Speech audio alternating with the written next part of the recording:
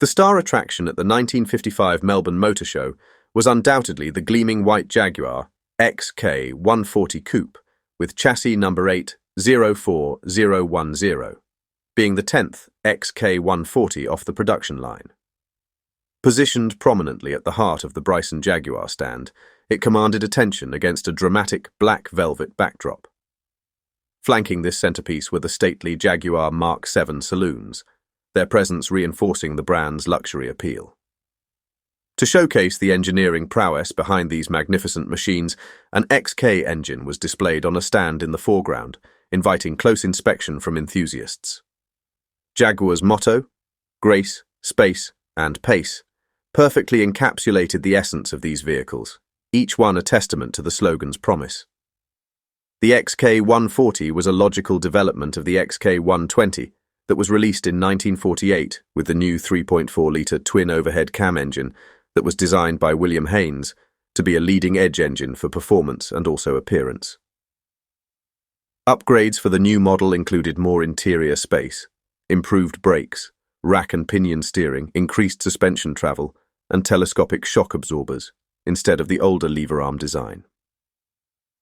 Performance for the day was very impressive with 190 brake horsepower, or 210 brake horsepower when in SE spec. Enter Brian Titheradge, a successful Sydney retailer, Jaguar enthusiast, and long-standing member of the Jaguar Drivers Club of Australia. When Brian spotted Jaguar XK140 chassis number 10 for sale in May 1996, he didn't hesitate to add it to his collection, which already included another XK140 and a Jaguar Mark II saloon. For the next couple of years, Brian happily enjoyed driving the car on the road, turning heads wherever he went.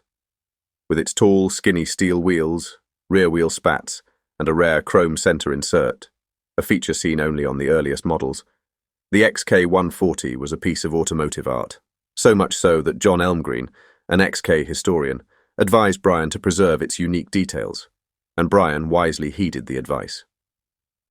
Around the same time, the grueling Targa Tasmania rally had come to prominence, a 2,000-kilometre marathon that took drivers across the wild, twisting roads of Tasmania, pushing cars and drivers to their limits through 40 high-speed stages.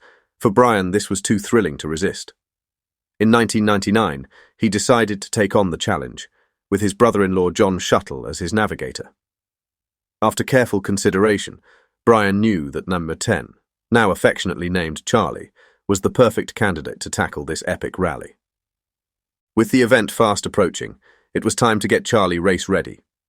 Jaguar expert Graeme Lord, renowned for his expertise in classic Jaguars, came on board to prepare the car for competition. His mission: ensure that Charlie remained safe, reliable, and fast, all while preserving its original character.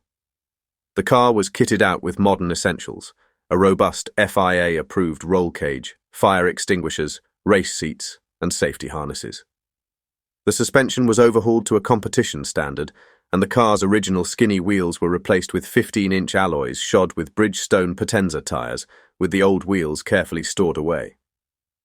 While the 3.4-litre engine with twin SU carburetors and Moss 4-speed gearbox remained largely unmodified, a few key issues, like an improperly fitted prop shaft and a faulty vibration damper, were addressed. Charlie was now primed and ready to roar. As the day of the event approached, Brian and John made their way from Sydney to Melbourne, then took the ferry to Tasmania. Upon arriving in Launceston, Charlie was presented for scrutineering at the massive Launceston Silverdome, where hundreds of other competition cars were on display. The atmosphere buzzed with excitement as legendary figures like Holden touring car driver Peter Brock and multiple Targa winner Jim Richards readied their machines for battle.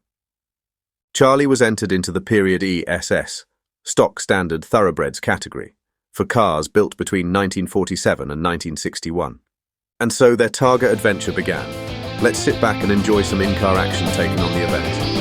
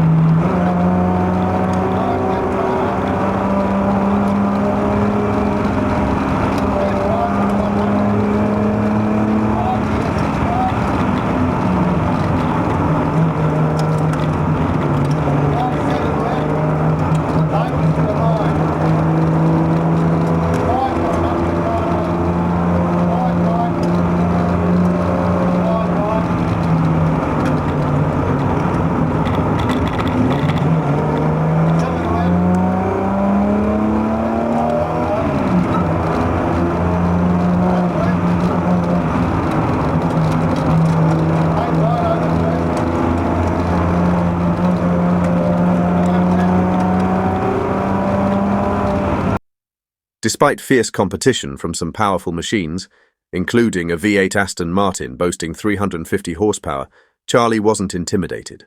In fact, when one competitor warned Brian to get out of the way if they saw him coming, Charlie promptly left the Aston Martin in its dust. Through tight corners and challenging terrain, John expertly navigated while Brian pushed Charlie to its limits. The thrill of racing on closed roads, the roar of the engine, and the wild scenery of Tasmania. This was a rally driver's dream come true.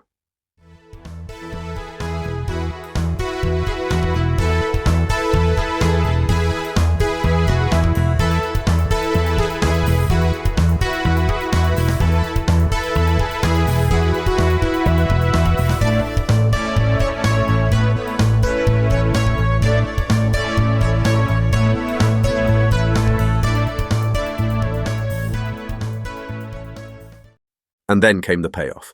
Not only did Brian and John finish the rally with Charlie in perfect form, but they also won their class, earning a coveted Targa plate. As if that wasn't enough, they took home third place in the Touring Classic competition, an extraordinary feat that left both the team and their beloved XK140 beaming with pride. This success ignited a spark that saw Brian and John return to compete in several more Targa Tasmanias, right up until their final event in 2007. Just listen to the magnificent roar of that Jaguar straight six.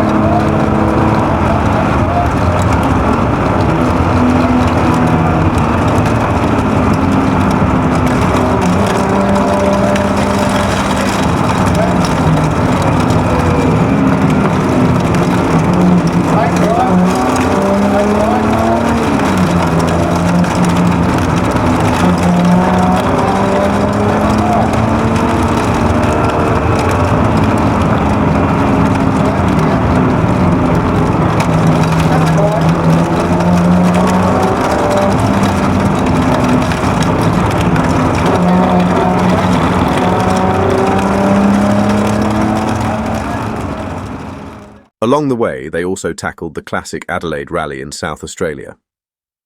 Charlie continued to evolve throughout the years.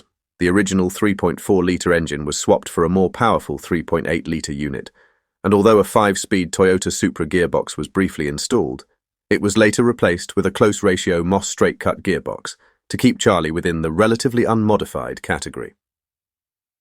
The drum brakes were upgraded with disc brakes from a Jaguar XJ6 to handle the added power and the extreme braking demands of the mountainous stages. As Charlie's competition career intensified, its performance became ever more impressive. The 3.8-litre engine, now equipped with triple Weber carburetors, produced a thrilling 250 horsepower thanks to a race-tuned distributor, a straight port head, and racing exhaust extractors.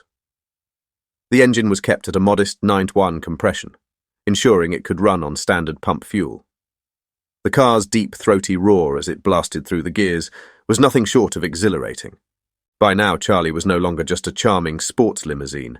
It was a serious contender, capable of holding its own against much more modern machinery. This mighty XK140 was a force to be reckoned with. Right, you can see all this, can't you, mate? Yeah. So the first one I'm going to call to you at the end is an 8, right.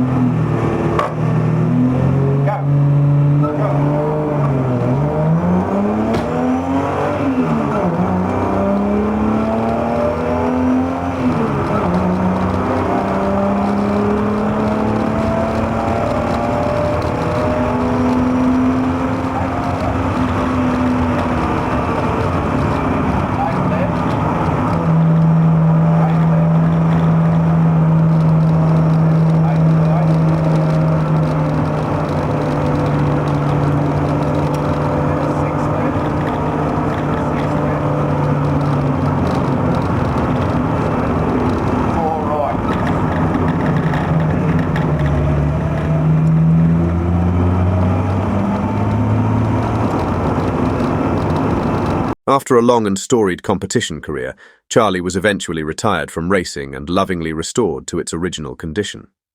Remarkably, despite all those years of high-speed rallying, Brian's expert driving meant the car was never involved in an accident, and its bodywork remained pristine.